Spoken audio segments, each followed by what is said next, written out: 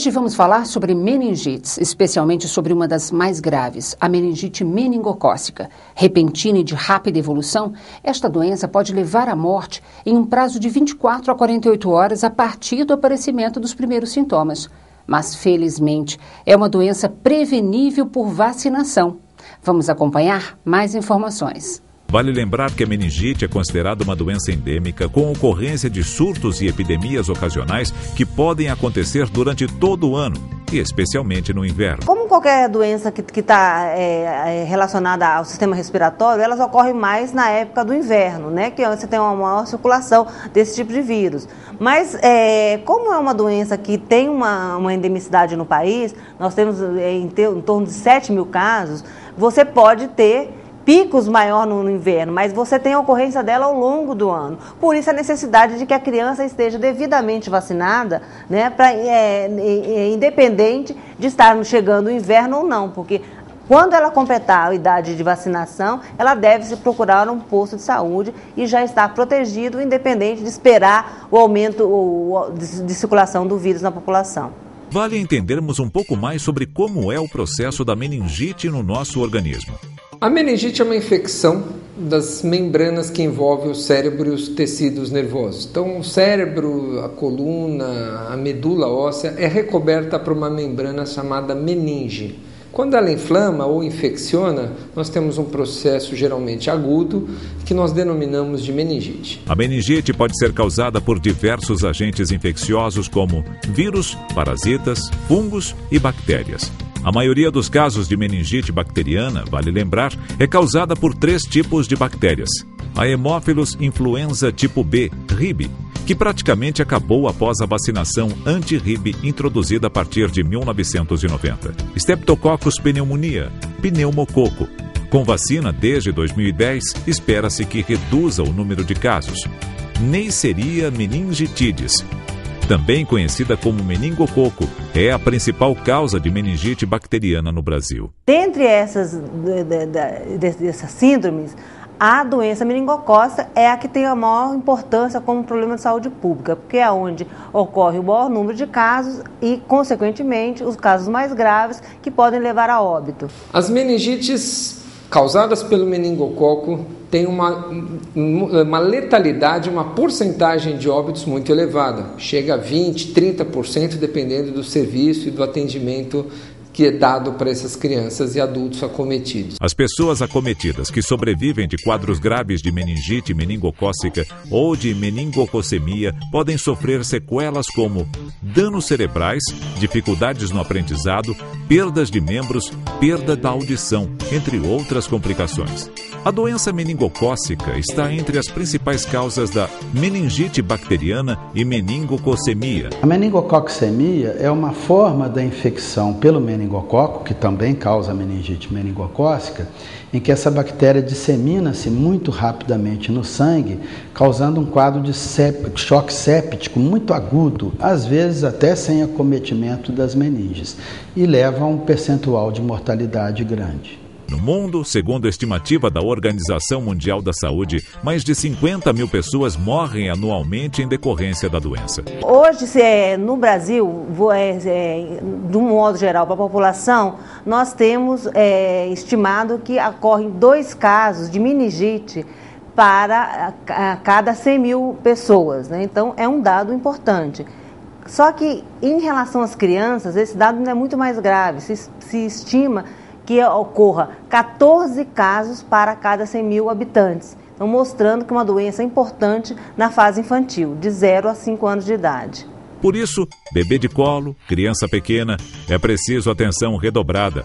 Mas vale lembrar ainda que o adolescente também tem sido cada vez mais alvo da doença meningocócica. O que nós não devemos deixar de lembrar é que as meningites, quando se apresentam na forma de surtos, de epidemias, nós temos uma diferenciação nessa população afetada. Costumam ser mais afetados adolescentes, adultos e adultos jovens. São essas as populações que mais sofrem ou que são mais acometidas em vigência de surtos. Para compreendermos melhor, vamos ver um esclarecimento sobre o meningococo no nosso organismo. O meningococo, ou outra bactéria causadora de meningite, ele vive na nossa garganta, no nosso nariz, em muitos de nós. Mas nem sempre esses indivíduos que são portadores adquirem a doença. Eles podem funcionar como reservatórios transmissores do meningococo para outras pessoas, para outras crianças, para outros adultos. Em indivíduos suscetíveis, que onde a bactéria consegue invadir a corrente circulatória, é que a doença vai se manifestar. Então a transmissão ocorre sim de pessoa a pessoa através das vias respiratórias. A meningite meningocócica é transmitida por tosse, espirro e beijo. A bactéria pode se disseminar entre jovens, principalmente em ambientes fechados, clubes, acampamentos, moradias estudantis, etc. A transmissão do meningococo se dá de pessoa a pessoa. Geralmente um adulto portador que tem contato íntimo com uma criança, mora na mesma casa, passa todo dia junto e que acaba transmitindo a bactéria por via respiratória para essa criança. A Neisseria meningitidis, que é o meningococo, sobrevive muito mal no meio ambiente. Então, para a transmissão, há necessidade desse contato íntimo. As pessoas que moram na mesma casa, os trabalhadores que estão no mesmo alojamento, num acampamento de uma indústria, por exemplo, namorados, pessoas que venham a ter esse contato próximo. Conheça alguns dos principais sintomas da meningite. As infecções da meninge, as meningites, de uma maneira geral, são doenças febris. São doenças agudas, ou seja, de início súbito, febril, com queda do estado geral, ou seja, um grande abatimento do organismo. As crianças maiores que conseguem já referem dor de cabeça, muitas vezes associada a vômitos. Em alguns casos aparecem algumas lesões hemorrágicas na pele. Vale alertar sobre os sintomas da doença em crianças muito pequenas. Preste atenção. Os bebês pequenos, que ainda não falam, que não se comunicam, normalmente são muito irritados. É um sintoma clássico da meningite no bebê pequeno, é a irritabilidade associada à febre, vômitos, e a moleira, a fontanela, costuma muitas vezes ficar abaulada, elevada por conta da pressão intracraniana que aumenta nesses casos. A maioria dos casos de meningite meningocócica no mundo pode ser atribuída a 5 principais grupos da bactéria causadora da doença. São eles A, B, C, W135 e Y. Tanto a incidência quanto o sorogrupo podem variar entre os países e ainda podem sofrer alterações no decorrer do tempo. A epidemiologia das meningites é uma epidemiologia complexa, né? Então, a cada período se tem uma maior circulação de algum tipo de vírus. Nós já tivemos na década de 70 uma grande circulação da meningo A, né? Depois nós tivemos uma mudança epidemiológica para o meningo B e agora a maior incidência está no meningo C. No Brasil, atualmente, cerca de 21% é do tipo B. O maior número de casos, 79%, são A, C, W e Y. A doença meningocócica, ela pode ter um período de incubação muito variável, de dias até 10 dias. Geralmente é curto. Uma vez a pessoa que não tem proteção sendo infectada, em 2, 3 dias ela vai apresentar a doença. Há casos, infelizmente, que podem evoluir de forma muito rápida e severa. As meningites bacterianas têm um curto período de incubação e muitas vezes os casos são dramáticos. As crianças estão bem hoje, em rápido período já apresentam a febre, o estado geral evolui muito mal, vão em 12 a 24 horas muitas vezes com as lesões de pele clássicas, vão para uma UTI, vão para uma insuficiência respiratória. Então a evolução é muito rápida e nem sempre há tempo suficiente para um correto diagnóstico, uma introdução precoce do tratamento, porque pode acontecer sim evolução rápida desses quadros. O diagnóstico precoce é fundamental. Entretanto, os sinais iniciais podem se confundir com os de uma gripe, com febre, dor de cabeça, fraqueza e irritação. E somente com a evolução da doença, outros sintomas característicos surgem, como rigidez na nuca, lesões petequiais, sangramento interno pela mucosa ou pele, vômitos, entre outros. Se o caso for de meningococemia, além dos sintomas acima, também podem ocorrer mãos e pés frios, tremores, palidez, sonolência e confusão. Para confirmar o diagnóstico, deve ser feito o chamado exame de líquor, que é colhido através de uma punção lombar, introduzindo uma agulha na coluna. Nós retiramos um pouco daquele líquido para fazer o exame.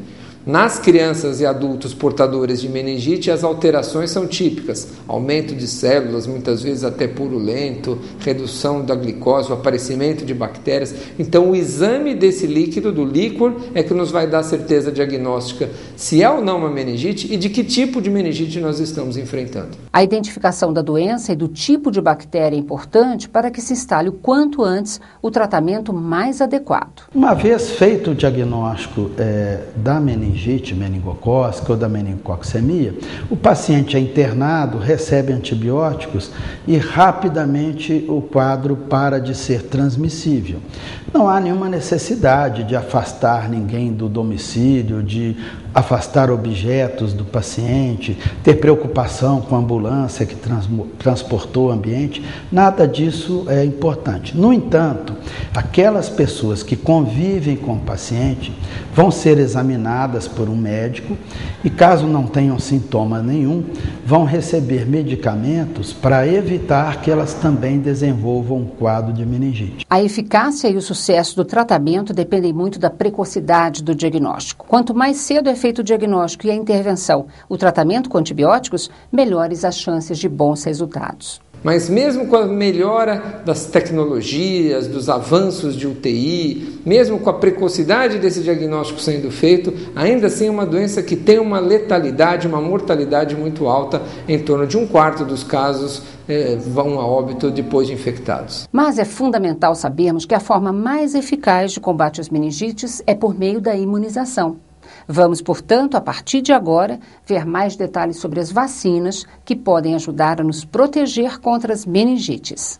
Hoje nós dispomos de vacina contra boa parte dos tipos de meningite bacterianas, ou seja, dessas meningites graves causadas ou que acometem crianças e adolescentes. A imunização é um grande avanço na medicina e na promoção da saúde da população.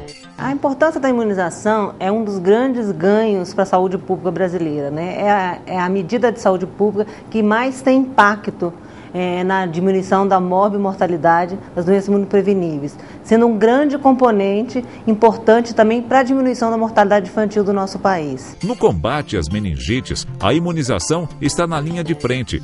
Felizmente, cada dia mais tem sido possível prevenir crianças, adolescentes e pessoas consideradas de alto risco para infecção por meio de vacinação. As vacinas para meningite, né, para esse espectro de meningite, tanto para o streptococo, para o meningococo ou para a hemófilos tipo influenza B, elas são disponíveis para as crianças, né, iniciando o calendário aos 2 meses, né, e até 1 ano de idade. Então, as crianças nessa faixa etária devem ter o esquema. Então, para cada vacina diferente, né, como são 3 vacinas, elas terão esquemas diferentes. Agora, vamos aproveitar e esclarecer uma dúvida comum.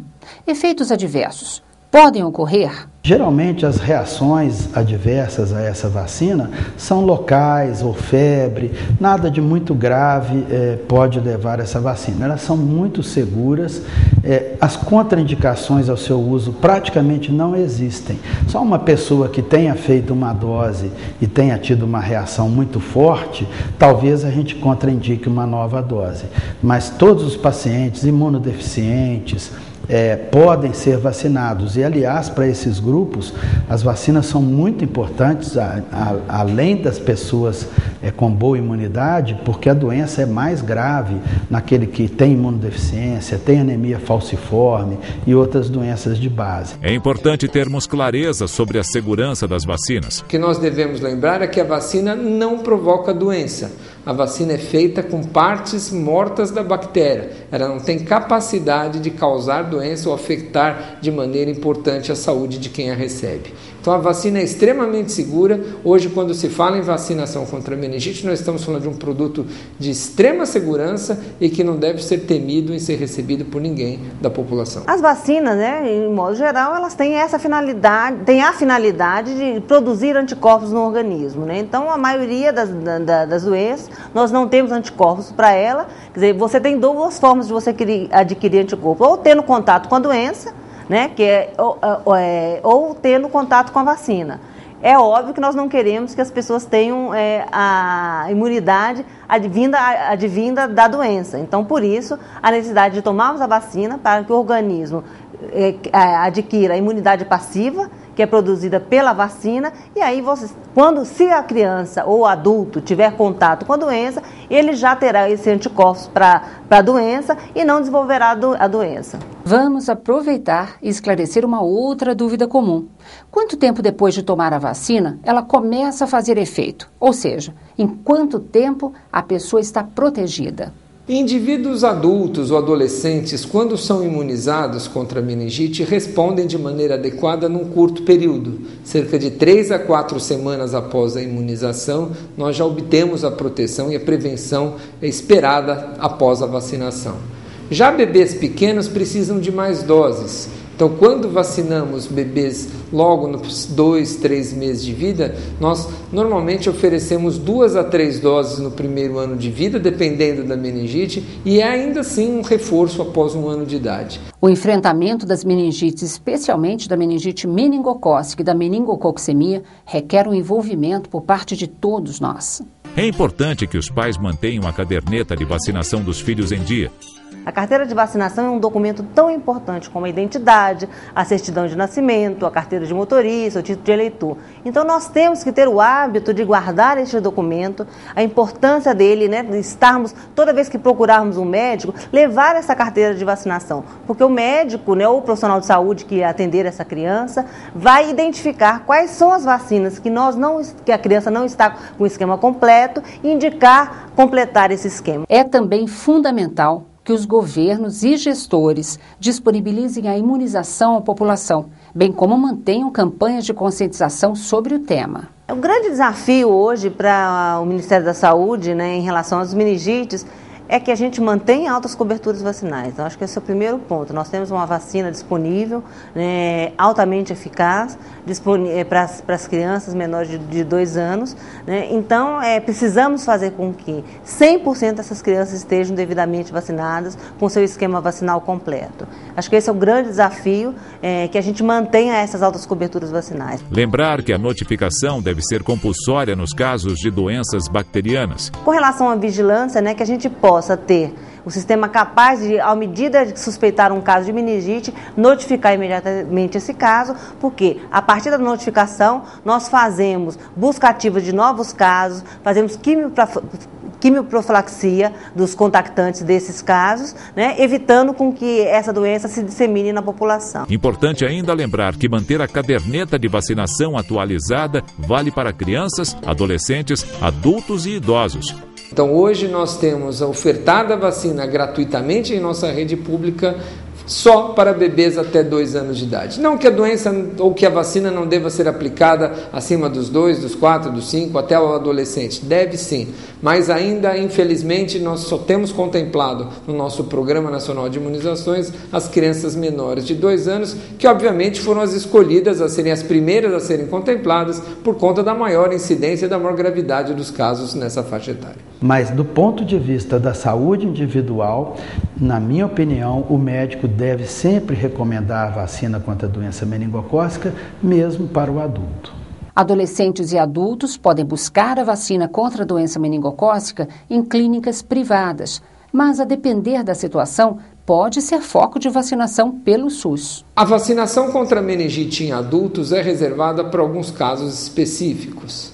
Viajantes para regiões onde a meningite é muito frequente, adultos que têm algum problema em sua imunidade, o seu sistema imune não responde de maneira adequada, ou ainda em vigência de surtos e epidemias, os adultos também devem ser vacinados. No dia a dia, seja em casa, na escola ou na empresa, alguns cuidados também podem ser adotados para manter ambientes mais saudáveis, o que também ajuda a combater a meningite. É muito comum que se façam recomendações para que evite a transmissão da doença em locais fechados. Manter esses locais bem ventilados, as salas de aula sempre com janelas abertas, mesmo na nossa casa, mesmo com a temperatura um pouco mais baixa, é preferível que as crianças estejam mais agasalhadas, mas que se permita a circulação de ar. Vale reforçar. Evite locais com grande aglomeração de pessoas. Evite ambientes fechados e pouco ventilados.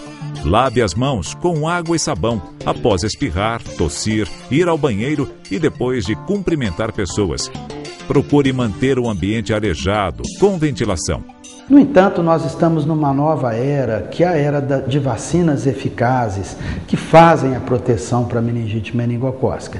Eu acredito que a principal providência que as famílias e as escolas deveriam ter era zelar para que as suas crianças estivessem vacinadas. Esta, na verdade, é a maior segurança para a doença. As medidas de ventilação são muito importantes para todas as doenças de transmissão respiratória, mas havendo uma vacina tão eficaz e tão segura como nós temos para a doença meningocócica, creio que a nossa maior obrigação com as nossas crianças é zelar para que todas estejam vacinadas. Quanto maior o número de crianças imunizadas, maior o benefício para toda a população. Entenda por quê.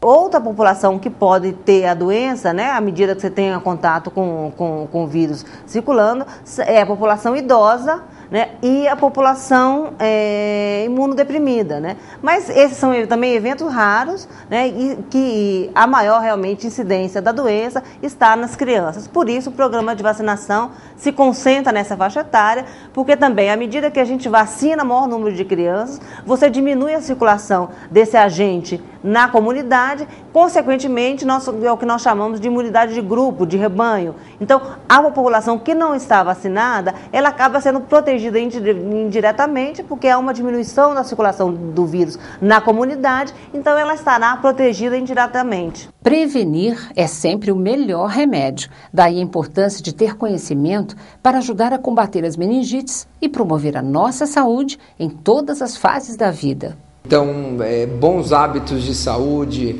o aleitamento materno, evitar a exposição ao cigarro dessas crianças, o início mais tardio, precoce nas creches e berçários, a extensão da licença maternidade aos 6 meses, hábitos alimentares e de atividade física, sempre desempenham um enorme papel na saúde de nossas crianças e nossa população. Mas, sem dúvida, se nós pudermos aliar a todas essas iniciativas a indicação das vacinas e a prevenção através de vacinas, nós vamos obter uma prevenção ideal. Para isso, é bom lembrar que todas as dúvidas devem sempre ser esclarecidas com o médico.